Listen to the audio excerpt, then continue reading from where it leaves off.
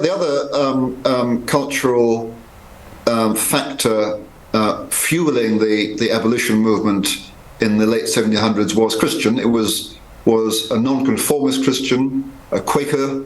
The Quakers were an important force there, and then Methodists and evangelical Anglicans in England. So in 1774, John Wesley, the Anglican priest, founder of Methodism, published a treatise called A Treatise on Slavery, and the preface of the book contains a quotation from the 4th chapter of the book of Genesis in the Old Testament in the Hebrew Scriptures, the 10th verse, where Cain is crying to God, "Am I my brother's keeper?"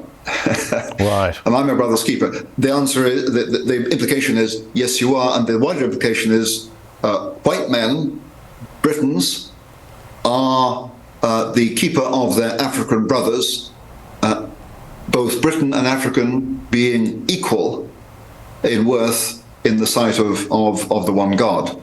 And it was evangelical Christians who were at the heart of the campaign to abolish, first of all, the slave trade and then slavery. And in Australia, you'll be aware, I think, this concern for the plight of natives or Aborigines was quite strong in the early 1800s.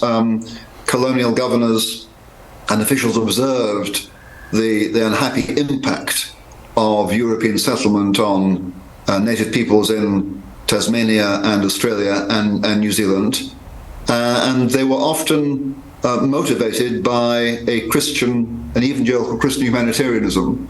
One of your governors, I think, had spent time in the West Indies.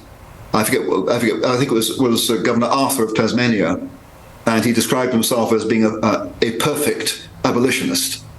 And when he came to Tasmania, his concern for native peoples persisted.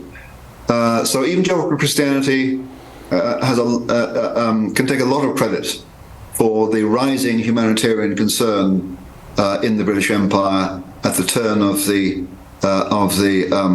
early 1800s.